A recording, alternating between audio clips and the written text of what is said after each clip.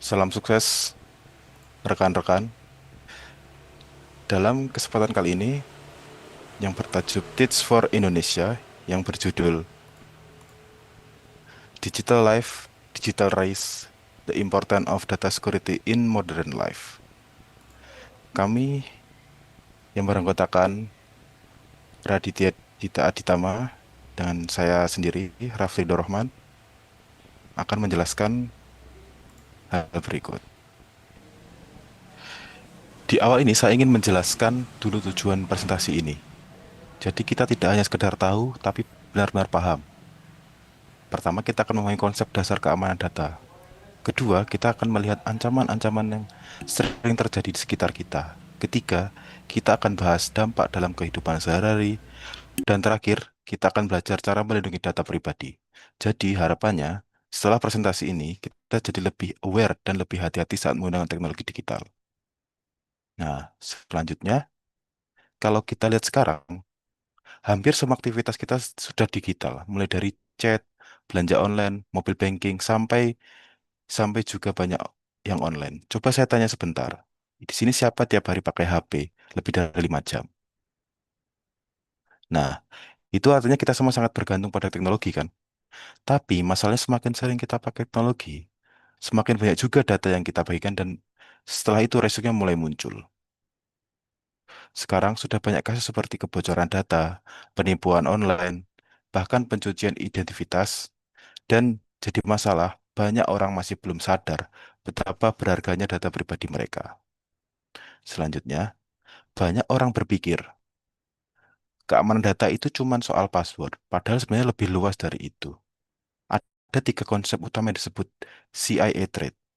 Lihat, yang pertama, confidentiality, artinya data kita harus tetap rahasia. Misalnya akun Instagram kita tidak boleh diakses orang lain. Jadi yang tahu cuma kita sendiri.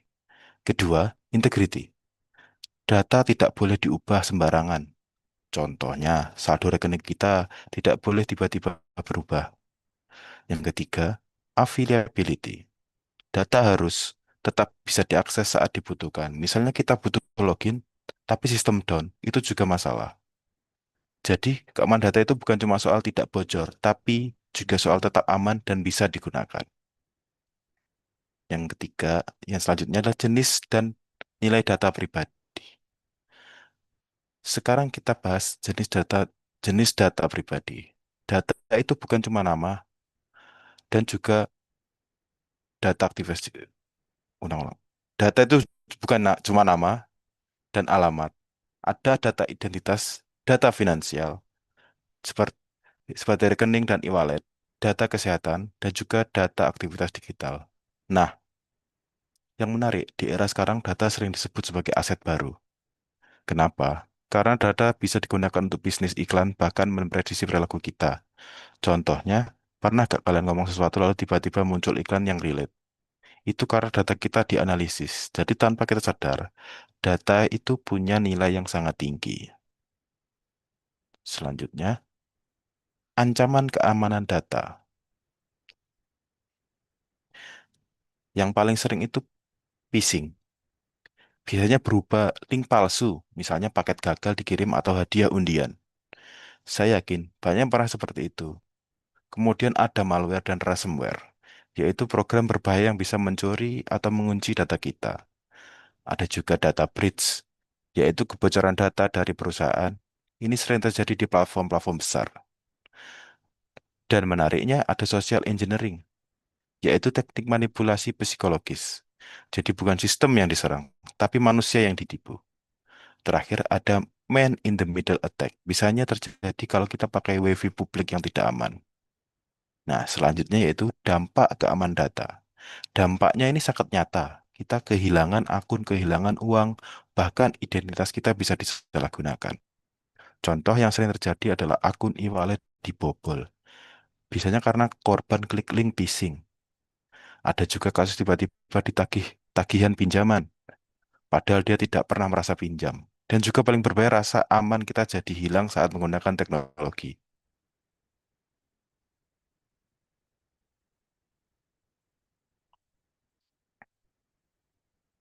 Jadi ini bukan cuma masalah teknis tapi juga berdampak kehidupan sehari-hari. Nah, selanjutnya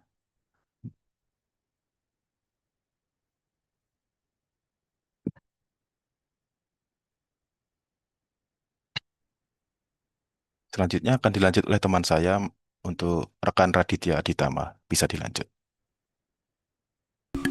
Baik, untuk berikutnya, peran AI dalam keamanan data. Di sisi lain, teknologi juga membantu kita, salah satunya melalui AI.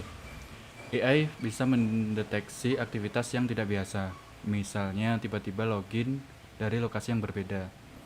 AI juga digunakan untuk mencegah transaksi mencurigakan. Kalau kalian pernah transaksi ditolak, itu biasanya karena sistem mendeteksi resiko. Selain itu, ada biometric authentication seperti face recognition dan fingerprint. Juga sistem untuk mendeteksi spam dan phishing. Jadi, AI ini membantu meningkatkan keamanan dengan cara yang lebih cepat dan akurat.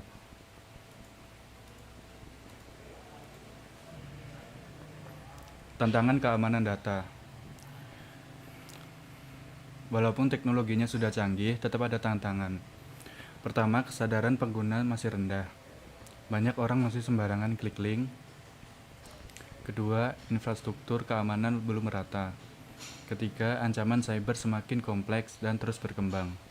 Selain itu, ada juga isu privasi dan regulasi yang belum optimal. Jadi, bukan masalah teknologi saja, tapi juga masalah manusia dan sistem.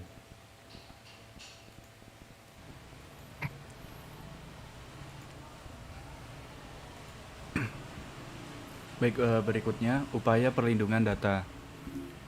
Lalu apa yang bisa kita lakukan? Dari sisi individu, kita bisa mulai dari hal sederhana.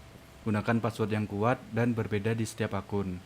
Aktifkan 2FA dan jangan asal klik link. Dari dari sisi organisasi, mereka bisa menggunakan enkripsi, sistem AI, dan melakukan audit keamanan. Jadi perlindungan data itu tanggung jawab bersama.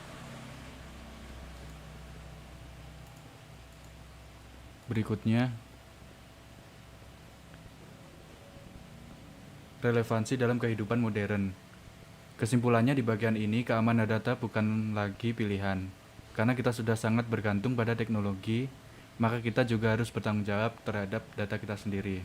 Minimal kita punya awareness dan kebiasaan yang benar. Karena seringkali kebocoran data itu bukan karena sistemnya lemah, tapi karena kita sendiri yang kurang hati-hati. Di era digital saat ini, hampir semua aktivitas seperti komunikasi, transaksi, hingga penyimpanan informasi dilakukan secara online, yang membuat data pribadi menjadi sangat rentan terhadap berbagai ancaman seperti pencurian data, penipuan, dan kebocoran informasi. Oleh karena itu, penting bagi setiap individu untuk memiliki kesadaran terhadap keamanan data. Langkah sederhana seperti menggunakan password yang kuat, tidak sembarangan mengklik link, serta menjaga informasi pribadi dapat membantu mengurangi resiko. Dengan meningkatkan kewaspadaan dan kebiasaan yang baik dalam menggunakan teknologi, kita dapat melindungi diri dari ancaman digital yang semakin berkembang. Berikutnya, conclusion. Kesimpulannya, keamanan data merupakan hal yang sangat penting dalam kehidupan modern karena telah menjadi aset berharga di era digital. Seiring dengan perkembangan teknologi, ancaman terhadap data juga semakin beragam dan kompleks. Setiap individu memiliki peran penting dalam menjaga keamanan data pribadi, tidak hanya mengandalkan sistem atau teknologi, tetapi juga diperlukan kesadaran, pengetahuan, dan tindakan yang tepat dalam penggunaan teknologi sehari-hari. Dengan menerapkan langkah-langkah perlindungan dan yang sederhana namun konsisten, resiko kebocoran dan penyalahgunaan data dapat diminimalkan. Baik, dan ini untuk referensinya. Mungkin cukup sekian dari kami. Terima kasih. Mohon maaf bila ada salah. Wassalamualaikum warahmatullahi wabarakatuh.